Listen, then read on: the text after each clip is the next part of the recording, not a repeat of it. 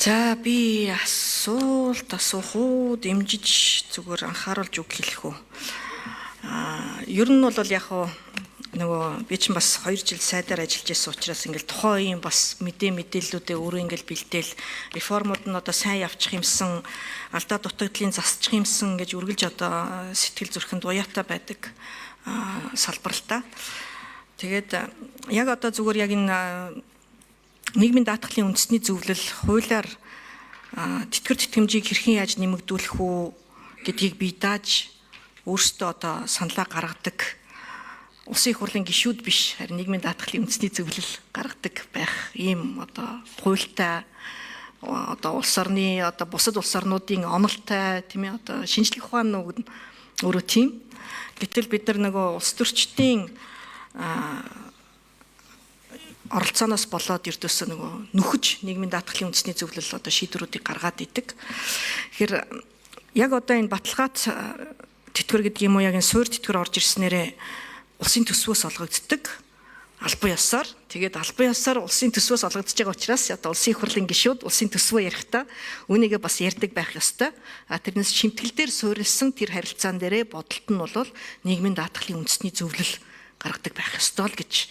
Энийг л одоо хүчтэй одоо та нар маань ярьж нийгэм маань ойлгож ялангуяа одоо улсын их хурлын гишүүд бодлого шийдвэр гаргаж байгаа хүмүүс бас ойлгосоо гэж хүсдэг. Малчны нийгмийн даатгалын шимтгэл нөхөн төлөх тухай асуудлыг одоо хүмүүс яриад байгаа маа. Дараагийн 7 хоног бас одоо энэ хуулийн хэрэгжилтийг яагаад хангаагүй вэ зэрэг ийм асуудлуудыг ярих юм бэлээ. За манай Абубакир сайд одоо сайд болоод за би ч бас буруу юм хийж исэн юм байна да гэж одоо бас ойлгосон юм болов уу яасан юм болов одоо ямар ч байсан юм нэг асуудал байдгийн байна гэдгийг харсан байх.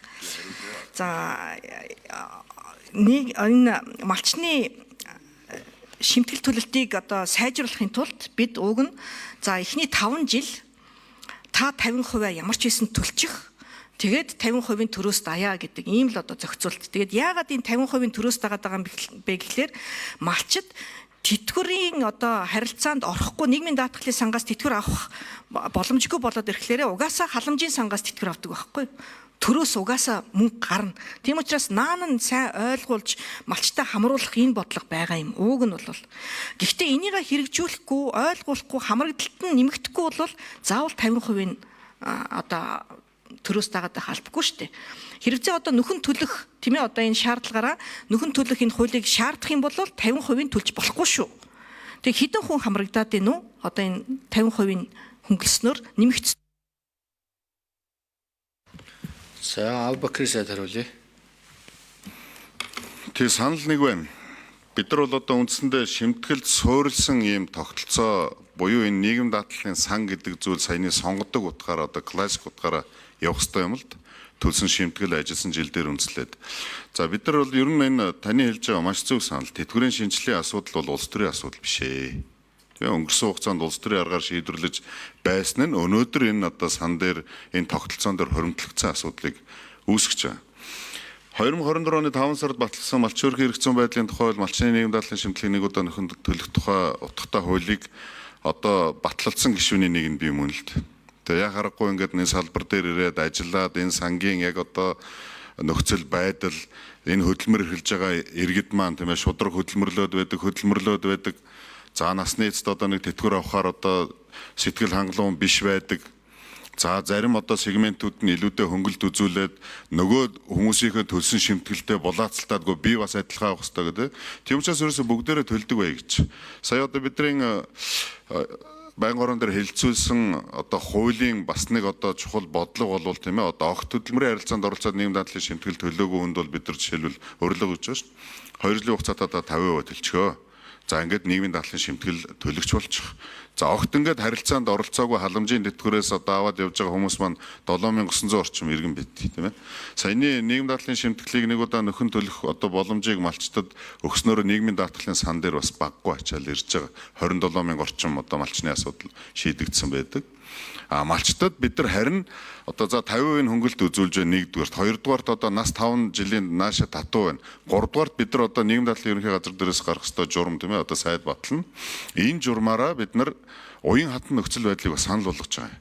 Яагаад тэгэхээр одоо яг хатуу нөхцөлдөө та 1 сарын 1 гэхэд одоо энэ дэшээ төлсөн бид нар харин малчтайгаа яг орлого олдог одоо ноос ноолор үед нэг бол одоо намар тийшээ малаа нядлаад эд шууш хийх үед орлого олдог үед нь за та нийгэм дадлын шимтгэлээ төлчихөө гэдэг боломжийг өгөхгүй бол малчт маань одоо нэг удаа нөхөн төлөх хүсэлтэй байна гэдэг чинь өөрөө нийгмийн дадлын сангаас тэтгэвэр авахч болъё гэдэг хүсэл байгаад байна шүү дээ. Энэ дэр төр засгийн зөв зохицуул байх хэрэгтэй.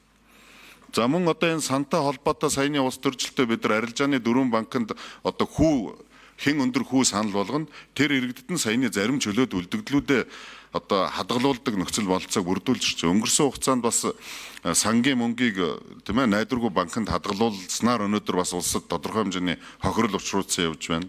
За одоо үндсэндээ үлдэгдлүүд маань 110 орчим тэрүүн төрөний үлдэгдэл үлдсэн 200 гаруй байсан. За бид нар 14 хоногийн тутамд ажлын хэсэг одоо авилгалтай тэмцэх газар сангийн яам, за манай нийгэм дадлын ерөнхий газар, гэр бүл хөдөлмөр нийгэм хамгааллын яамны бүрэлдэхүүнтэй нөгөө өр барагдуулах ажил бид нар 14 хоног хүртэл шахаад явж. Санал болгохдоо одоо эргээд нэг борлуулалт.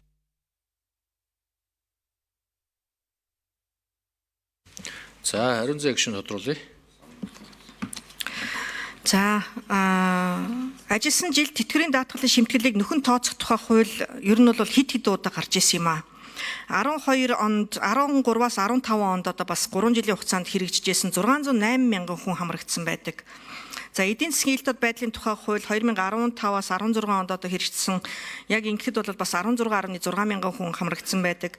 Малчин хуваарай хөдөлмөр эрхлэгчийн тэтгэврийн даатгалын хууль 20-с 21 онд бүр 1 жил гэж яагаад дахиад одоо хамрагдалт муу байна гэдээ дахиад 1 жил сунгаад 17 мянган хүн хамрагдаж байсан. За тухайн үед шууд талаас дээш хувь шууд тэтгэврээ тогтоолгож исэн буюу хүн тэтгэвэр нь ойртонгуудаа гээ нэрэ би чи юу илээ гэж боддог байхгүй. Тэгэхээр ийм байдлаар хариуцлагагүй байдлыг бид нэр өгшүүлж болохгүй байхгүй. Тэгэхээр энэ агуулгаараа хэрэгцээ одоо дахиад нөхөн төлөх гэдэг ийм асуудлыг гаргах юм болвол улс төрийн шахалтаар уг нь битгий гараасаа. Тэгвэл тэр 50% гэсэн юм байхгүй 100% даже нэмэгдүүлж төлөх ёстой. Хариуцлагатай байх ёстой байхгүй. Энийг За үг хэллээ. Отхоны